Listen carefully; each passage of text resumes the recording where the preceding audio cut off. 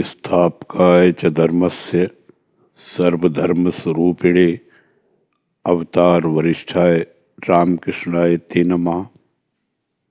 जय ठाकुर, जय माँ। श्री रामकृष्ण देव की प्रथम प्रेमोन्माद कथा दक्षिणेश्वर मंदिर में। आज श्री रामकृष्ण देव बड़े आनंद में हैं। दक्षिणेश्वर काली मंदिर में नरेंद्र आए हैं और भी कई अंतरंग भक्त हैं। नरेंद्र ने यहां आकर स्नान किया और प्रसाद पाया। आज आश्विन की शुक्ला चतुर्थी है, 16 अक्टूबर 1882 सोमवार। आगामी गुरुवार को श्री दुर्गा पूजा होगी। श्री रामकृष्ण देव के पास राखाल, रामलाल और हाजरा है। नरेंद्र के साथ एक तो और ब्राह्मण लड़के आए हैं। आज मास्टर भी आए हैं। नरेंद्र ने श्री रामकृष्ण देव के पास ही भोजन किया। भोजन हो जाने पर श्री रामकृष्ण देव ने अपने कमरे में बिस्तर लगा देने को कहा, जिस पर नरेंद्र आदि भक्त, विशेषकर नरेंद्र, आराम करेंगे। चटाई के ऊपर रजाई और तकिए लगाए गए हैं। श्री रामकृष्ण देव भी बालक की भांति नरेंद्र के पास बिस्तर पर आ बैठे। भक्तों में से विशेषकर नरेंद्र से और उन्हीं की ओर मुंह करके हंसते हुए बड़े आनंद से बातचीत कर रहे हैं। अपनी अवस्था और अपने चरित्र की बातों बातों में वर्णन कर रहे हैं।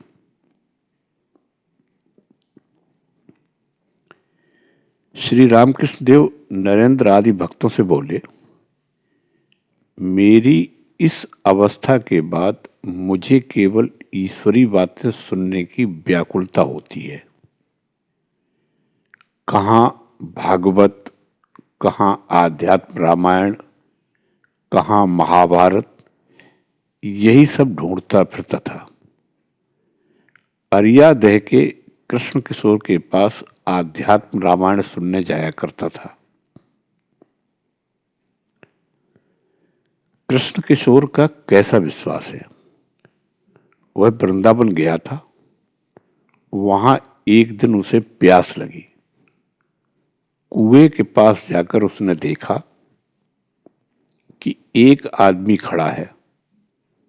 पूछने पर उसने जवाब दिया, मैं नीच जाति का हूं और आप ब्राह्मण हैं। मैं कैसे आपको पानी पिला दूं? कृष्ण किशोर ने कहा, तू कह शिव। शिव शिव कहने से ही तू शुद्ध हो जाएगा। उसने शिव शिव कहकर पानी उठा लिया। वैसा निष्ठावान ब्राह्मण होकर भी उसने वही जल पिया। कैसा विश्वास है।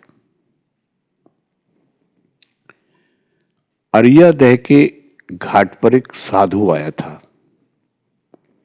हमने सोचा कि एक दिन देखने जाएंगे। काली मंदिर में मैंने हलधारी से कहा, कृष्ण किशोर और हम साधु दर्शन को जाएंगे, तुम चलोगे? हलधारी ने कहा, एक मिट्टी का पिंजरा देखने जाने से क्या होगा। हलधारी गीता और वेदांत पढ़ता था। इसी से उसने साधु शरीर को मिट्टी का पिंजरा बताया। मैंने जाकर कृष्ण किशोर से यह बात कही तो वह बड़े क्रोध में आ गया। उन्होंने कहा, क्या हलधारी ने ऐसी बात कही है? जो ईश्वर चिंता करता है राम चिंता करता है और जिसने उसी उद्देश्य से सर्प त्याग किया है, तो क्या उसका शरीर मिट्टी का पिंजरा ठहरा? हलधारी नहीं जानता कि भक्त का शरीर चिन्मय होता है। उसे इतना क्रोध आ गया कि काली मंदिर में फूल तोड़ने आया करता था, पर हलधारी से भेंट होने पर मुंह फेर लेता था, उससे बोलता तक न था। उसने मुझसे कहा था, तुमने जनेऊ क्यों फेंक दिया? मैंने कहा, जब मुझे यह अवस्था हुई तब आश्विन की आंधी की तरह एक भाव आकर यह सब कुछ न जाने कहां उड़ा ले गया, कुछ पता ही नहीं चला।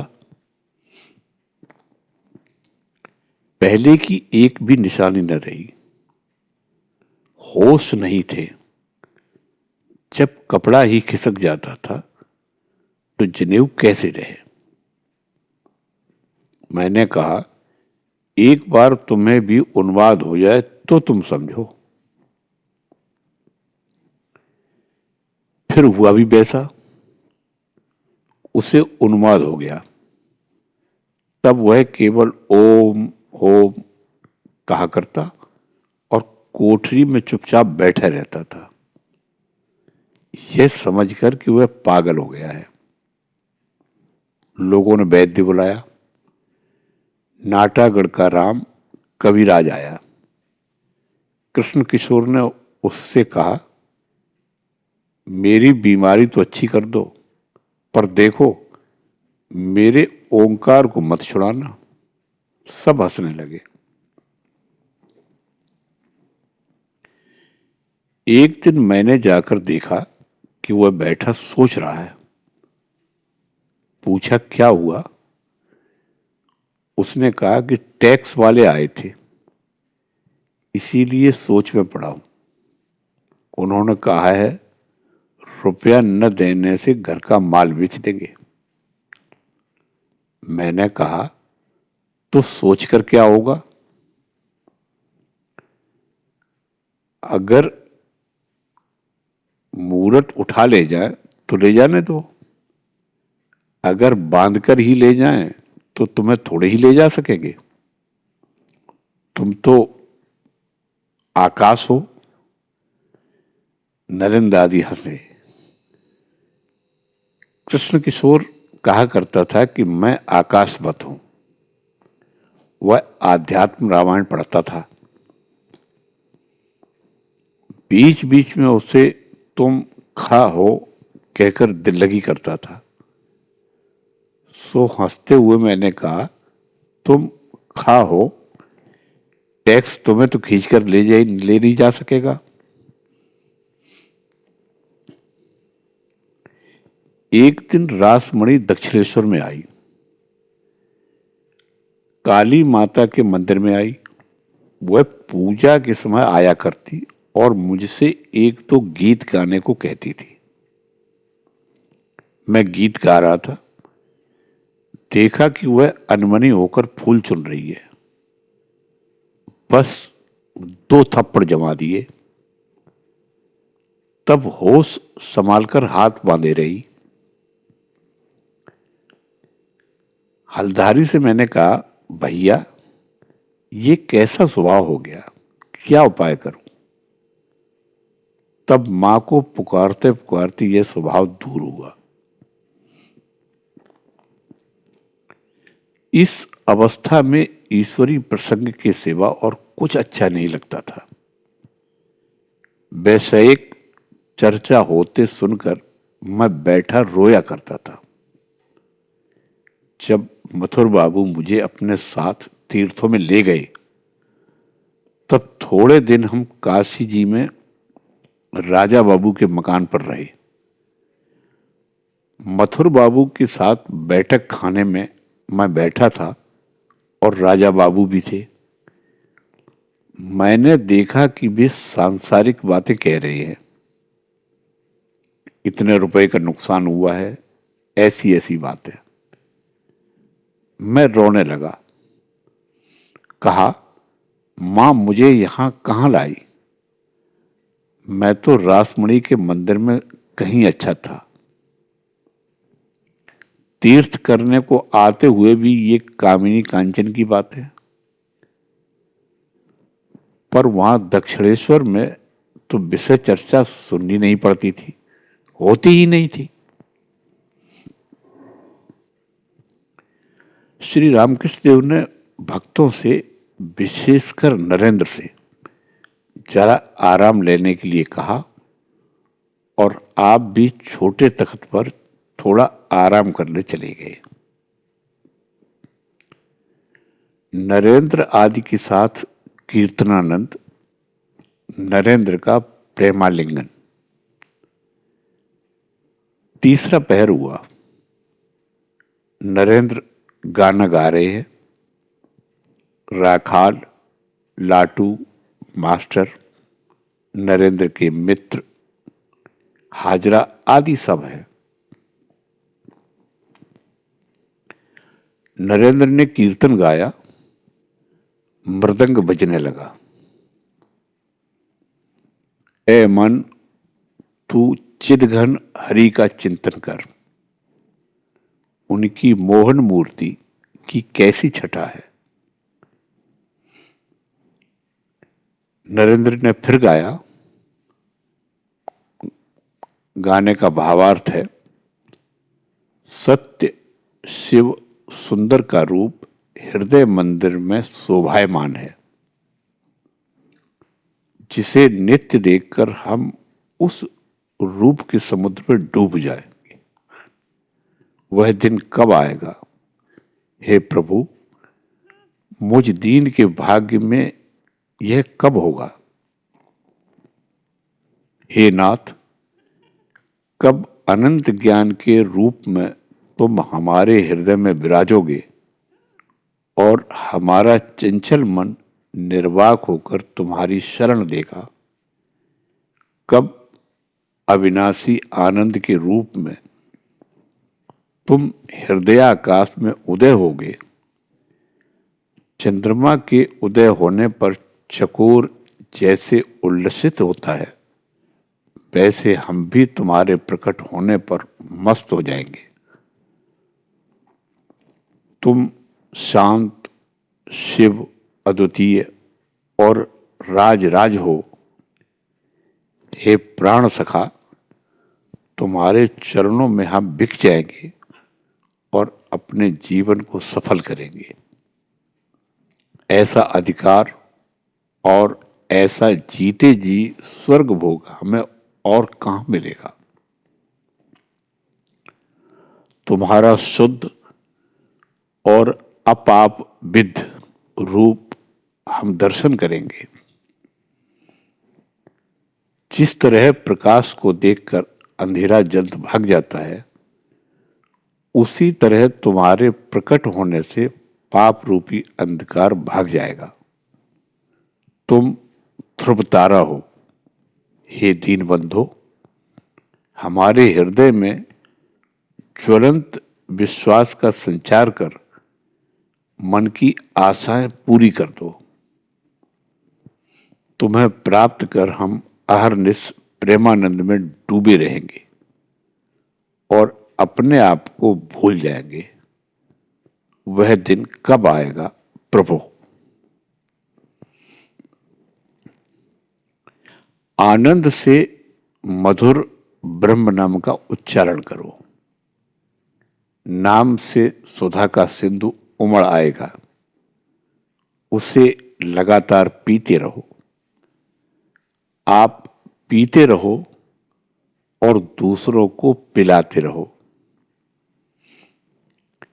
विषय रूपी मृग जल में पड़कर यदि कभी हृदय शुष्क हो जाए तो नाम गान करना, प्रेम से हृदय सरस हो उठेगा। देखना, वह महामंत्र नहीं बोलना। आफत के समय उसे दयालु पिता कहकर पुकारना। ओंकार से पाप का बंधन तोड़ डालो। जप ब्रह्म कहकर आओ सब मिलकर ब्रह्मनाद में मस्त होए और सब कामनाओं को मिटा दें प्रेम योग के योगी बनकर। मृदंग और करताल के साथ कीर्तन हो रहा है। नरेंद्र आदि भक्त श्री रामकृष्ण देव को घेर कर कीर्तन कर रहे हैं। कभी गाते हैं प्रेमानंद रस में चिर दिन के लिए मग्न हो जा, फिर कभी गाते हैं सत्य शिव सुंदर का रूप हृदय मंदिर में शोभायमान है। अंत में नरेंद्र ने स्वयं मृदंग उठा लिया और मतवाले होकर श्री रामकृष्ण देव के साथ गा रहे हैं। आनंद से मधुर ब्रह्म नाम का उच्चारण करो। कीर्तन समाप्त होने पर श्री रामकृष्ण देव ने नरेंद्र को बार बार छाती से लगाया और कहा, आहा, आज तुमने मुझे कैसा आनंद दिया। आज श्री रामकृष्ण देव के हृदय में प्रेम का स्रोत उमड़ रहा है। रात के 8 बजे होंगे तो भी प्रेमोन्मत्त होकर बरामदे में अकेले टहल रहे हैं। उत्तर वाले लंबे बरामदे में आए हैं और एक छोर से दूसरे छोर तक जल्दी जल्दी टहल रहे हैं। बीच बीच में जगन माता के साथ कुछ बातचीत कर रहे हैं। एकाएक उन्मत्त की बात बोल उठे, तू मेरा क्या बिगाड़ेगी।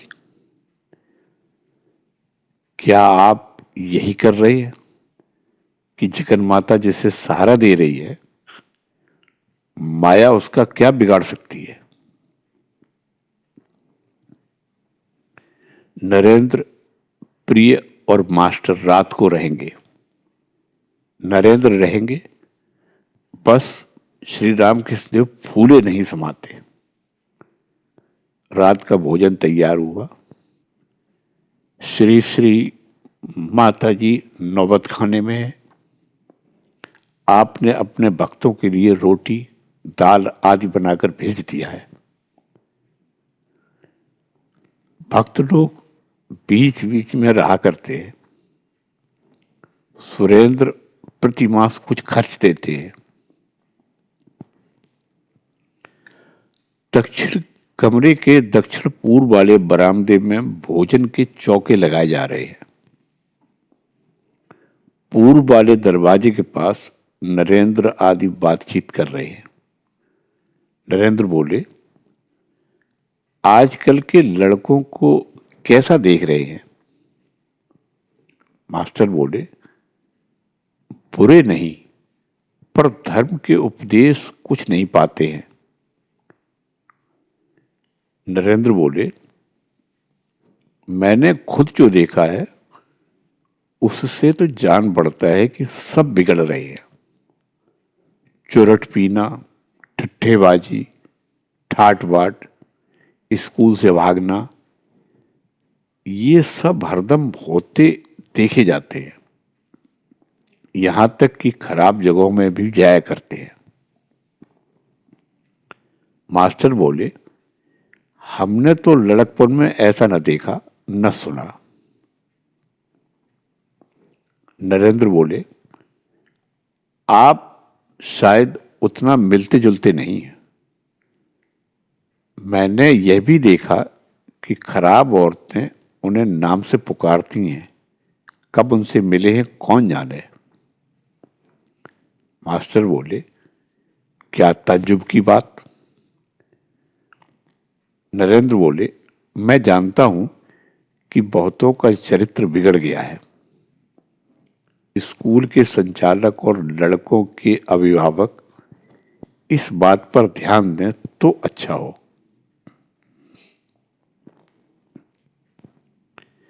इस तरह बातें हो रही थी कि श्री रामकृष्ण देव कोठरी के भीतर से उनके पास आए और हंसते हुए कहते हैं, भला तुम्हारी क्या बातचीत हो रही है। नरेंद्र ने कहा, उनसे स्कूल की चर्चा हो रही थी। लड़कों का चरित्र ठीक नहीं रहता। श्री रामकृष्ण देव थोड़ी देर तक उन बातों को सुनकर मास्टर से गंभीर भाव से कहते हैं, ऐसी बातचीत अच्छी नहीं। ईश्वर की बातों को छोड़ दूसरी बातें अच्छी नहीं है।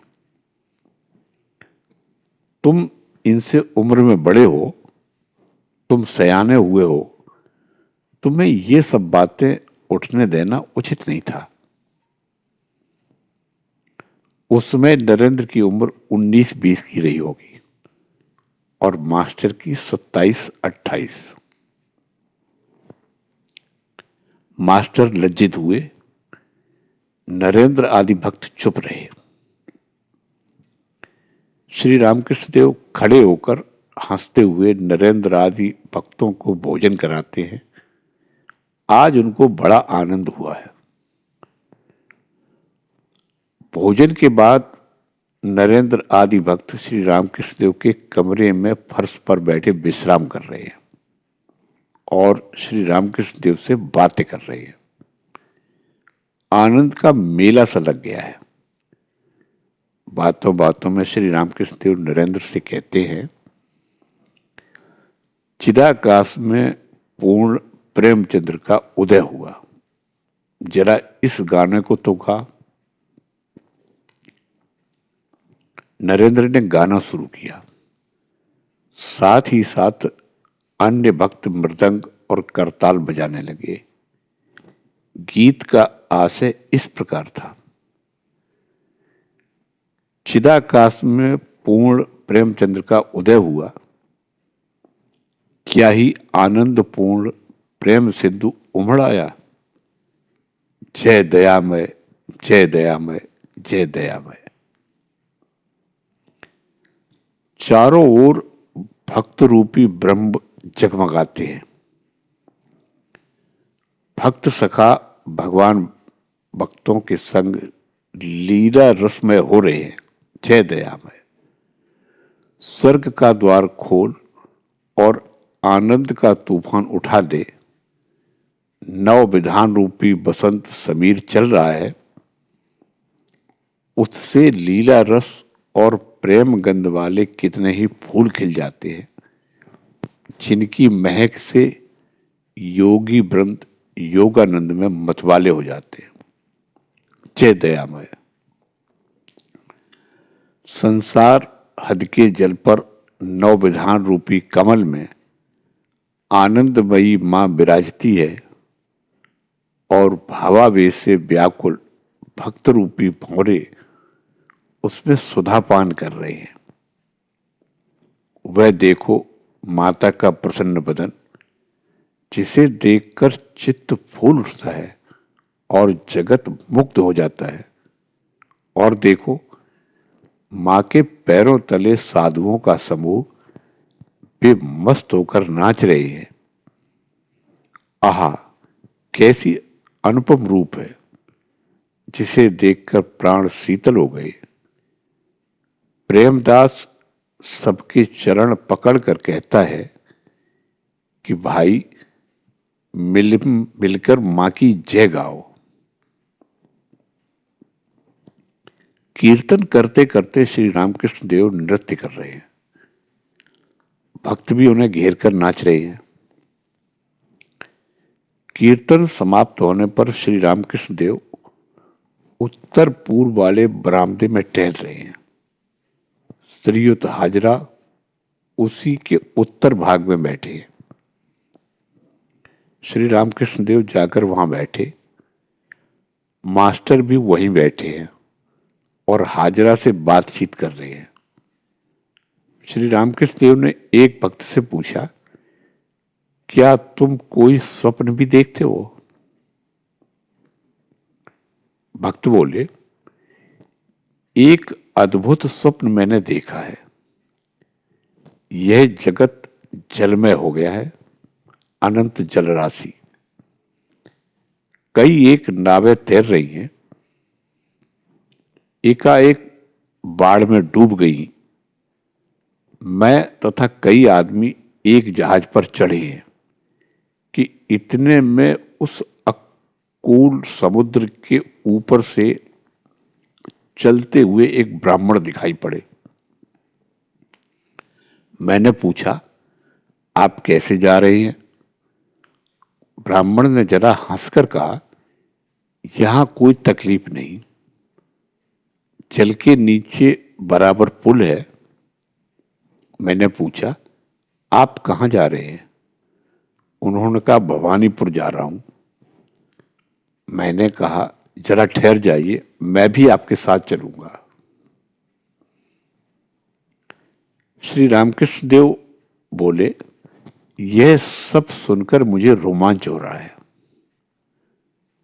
भक्त बोले, ब्राह्मण ने कहा, मुझे अब फुर्सत नहीं है, तुम्हें उतरने में देर लगेगी, मैं चलता हूं। यह रास्ता देख लो, तुम पीछे आना। श्री रामकृष्ण देव बोले, मुझे रोमांच हो रहा है, तुम जल्दी मंत्र दीक्षा लो। रात के 11 बज गए हैं।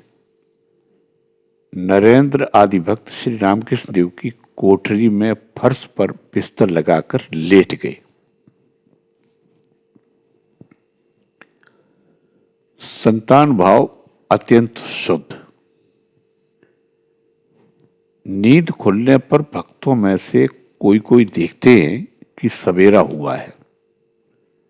श्री रामकृष्ण देव बालक की भांति दिगंबर हैं और देव देवियों के नाम उच्चारण करते हुए कमरे में टहल रहे हैं। आप कभी गंगा दर्शन करते हैं, कभी देव देवियों के चित्रों के पास जाकर प्रणाम करते हैं और कभी मधुर स्वर में नाम कीर्तन करते हैं। कभी कहते हैं वेद, पुराण, तंत्र, गीता, गायत्री, भागवत, भक्त, भगवान। गीता को लक्ष्य करके अनेक बार कहते हैं, त्यागी त्यागी त्यागी त्यागी।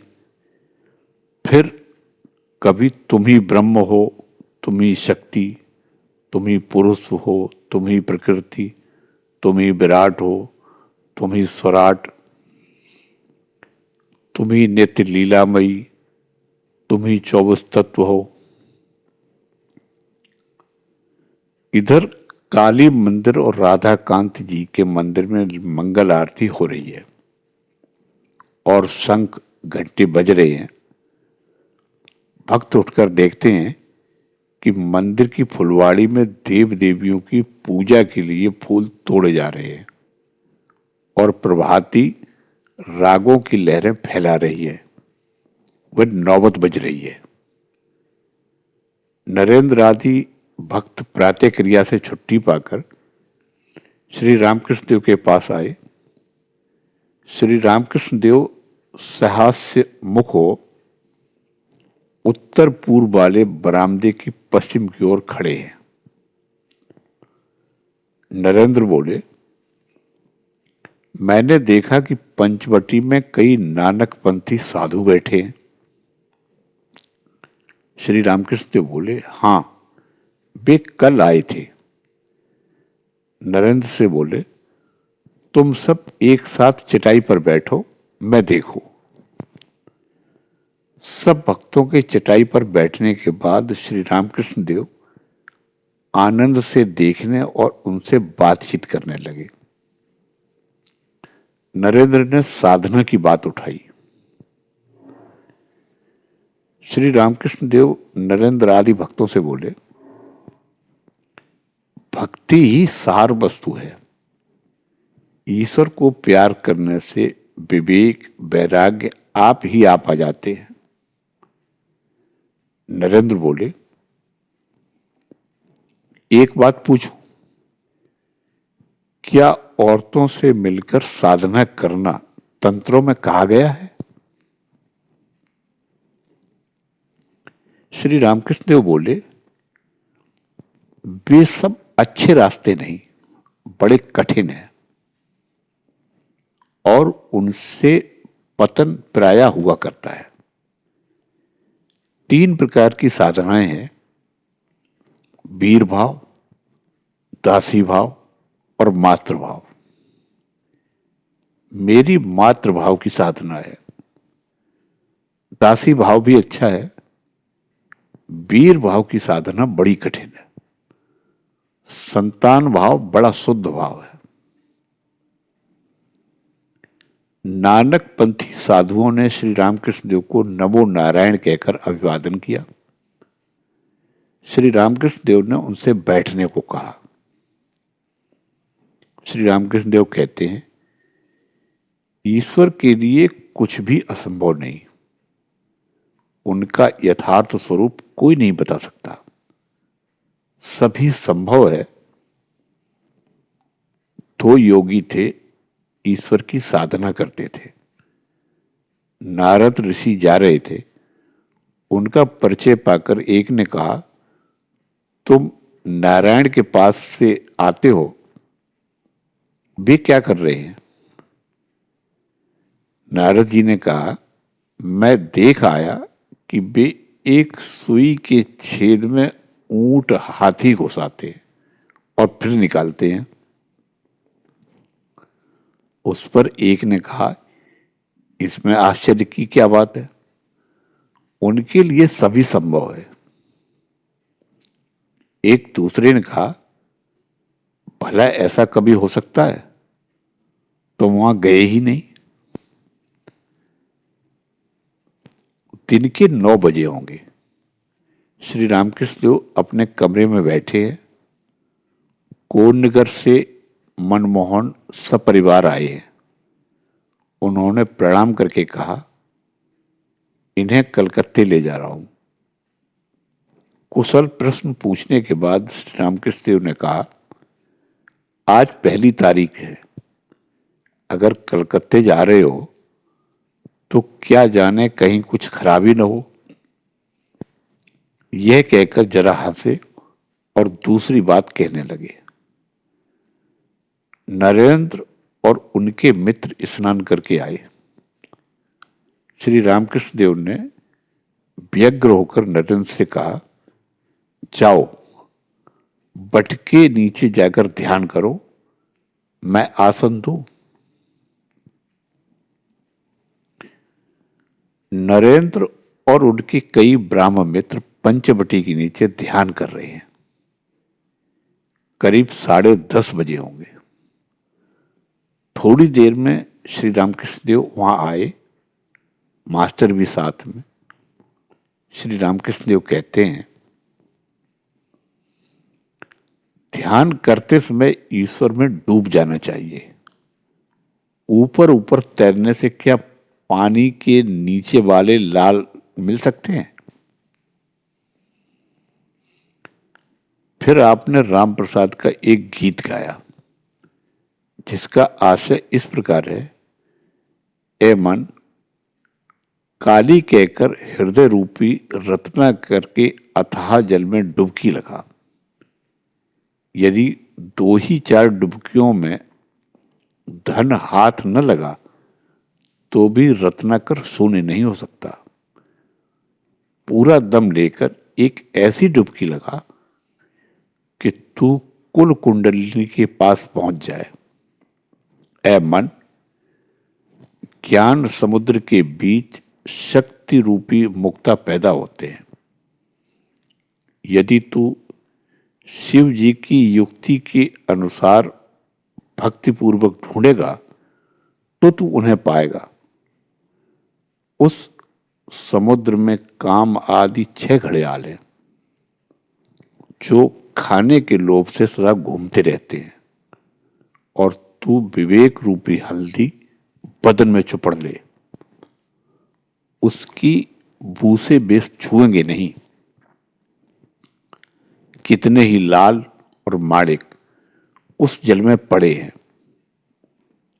राम प्रसाद का कहना है कि यदि तू कूद पड़ेगा तो तुझे वे सब के सब मिल जाएंगे। नरेंद्र और उनके मित्र पंचवटी के चबूतरे से उतरे। और श्री रामकृष्ण देव के पास खड़े हुए। श्री रामकृष्ण देव दक्षिण मुख होकर उनसे बातचीत करते करते अपने कमरे की तरफ आ रहे हैं। श्री रामकृष्ण देव बोले, गोता लगाने से तुम्हें घड़ियाल पकड़ सकते हैं, पर हल्दी चुपड़ने से भी नहीं छू सकते। हृदय रूपी रचना करके अथाह जल में काम आदि 6 घड़ियाल रहते हैं, पर विवेक वैराग्य रूपी हल्दी चुपड़ने से वे फिर तुम्हें नहीं छुएंगे। केवल पंडिताई या लेक्चर से क्या होगा यदि विवेक वैराग्य न हुआ। ईश्वर सत्य है और सब कुछ अनित्य, वे ही वस्तु हैं, शेष सब अवस्तु। इसी का नाम विवेक है। पहले पहल हृदय मंदिर में उनकी प्रतिष्ठा करो। वक्तृता, लेक्चर आदि जी चाहे तो उसके बाद करना। खाली ब्रह्म ब्रह्म करने से क्या होगा यदि विवेक वैराग्य न रहा। वह तो नाहक शंख फूकना हुआ। किसी गांव में पद्मलोचन नाम का लड़का था। लोग उसे पदुआ कहकर पुकारते थे। उसी गांव में एक जीर्ण मंदिर था। अंदर देवता का कोई विग्रह नहीं था। मंदिर की दीवारों पर पीपल और किस्म किस्म के पेड़ उगाए थे। मंदिर के भीतर चमगादड़ अड्डा जमाए हुए थे। फर्श पर गर्द और चमगादड़ों की विष्ठा पड़ी रहती थी। मंदिर में लोगों का समागम नहीं होता था। एक दिन संध्या के थोड़ी देर बाद गांव वालों ने शंख की आवाज सुनी। मंदिर की तरफ से भौं भौं शंख बज रहा है। गांव वालों ने सोचा कि किसी ने देव प्रतिष्ठा की होगी और संध्या के बाद आरती हो रही है। लड़के, बूढ़े, औरत, मर्द सब दौड़ते हुए मंदिर के सामने हाजिर हुए। देवता के दर्शन करेंगे और आरती देखेंगे। उनमें से एक ने मंदिर का दरवाजा धीरे धीरे खोला तो देखा कि पद्मलोचन एक बगल खड़ा होकर भौं भौं शंख बजा रहा है। देवता की प्रतिष्ठा नहीं हुई। मंदिर में झाड़ू तक नहीं लगाया गया। चमगादड़ों की विष्ठा पड़ी हुई है। तब वह चिल्लाकर कहता है, तेरे मंदिर में माधव कहां पदुआ? तूने तो नाहक शंख फूंक कर हुल्लड़ मचा दिया है। उसमें 11 चमगादड़ रात दिन गश्त लगा रहे हैं। यदि हृदय मंदिर में माधव प्रतिष्ठा की इच्छा हो, यदि ईश्वर का लाभ करना चाहो, तो सिर्फ भौ भौ शंख फूकने से क्या होगा।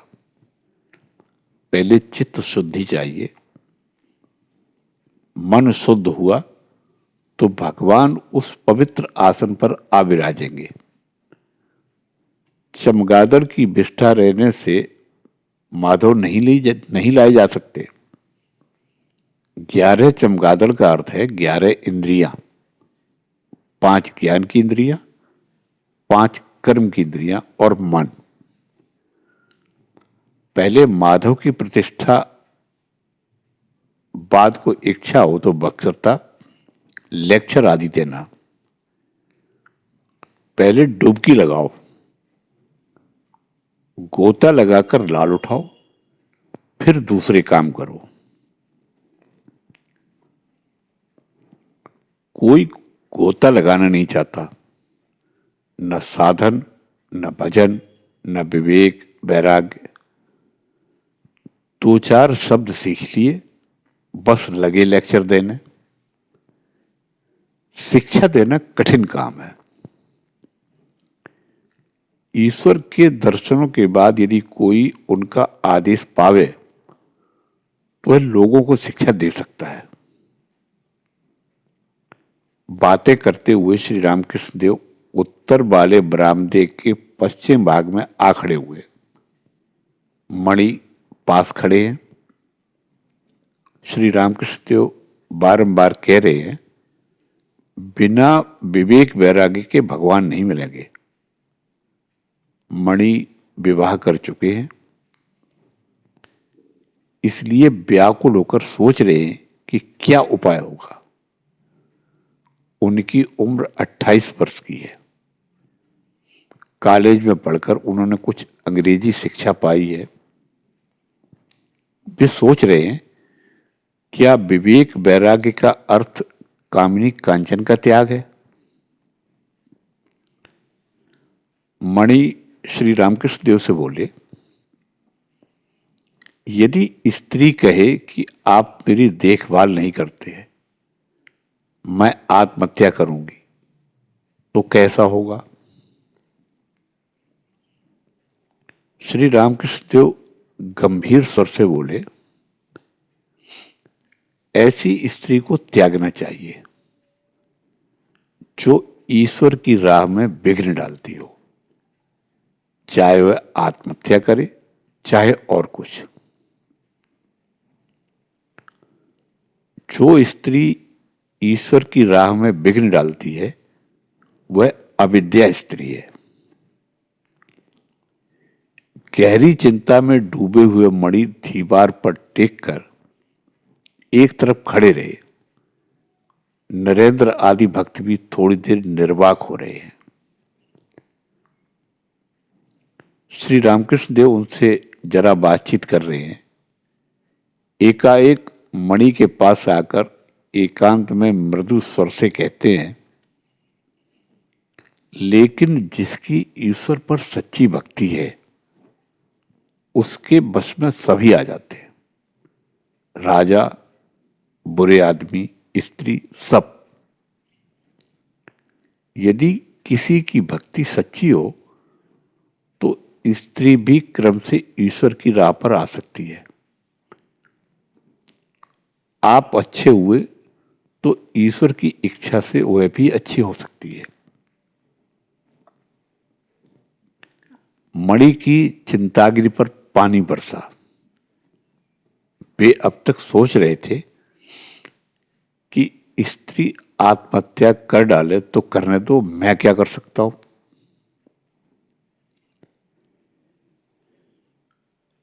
मणि श्री रामकृष्ण देव से बोले, संसार में बड़ा डर रहता है। श्री रामकृष्ण देव मणि और नरेंद्र आदि भक्तों से बोले, इसी से तो चैतन्य देव ने कहा था, सुनो भाई नित्यानंद, संसारी जीवों के लिए कोई उपाय नहीं। मणि से एकांत में बोले, यदि ईश्वर पर शुद्ध भक्ति न हुई हो तो कोई उपाय नहीं। यदि कोई ईश्वर का लाभ करके संसार में रहे तो उसे कुछ डर नहीं। यदि बीच बीच में एकांत में साधना करके कोई शुद्ध भक्ति प्राप्त कर सके तो संसार में रहते हुए भी उसे कोई डर नहीं। चैतन्य देव के संसारी भक्त भी थे। वे तो कहने भर के लिए संसारी थे। वे अनासक्त होकर रहते थे। देव देवियों की भोग आरती हो चुकी, वैसे ही नौबत बजने लगी। अब उनके विश्राम का समय होगा। श्री रामकृष्ण देव भोजन करने बैठे। नरेंद्र आदि भक्त आज भी आपके साथ प्रसाद पाएंगे। जय ठाकुर, जय मां।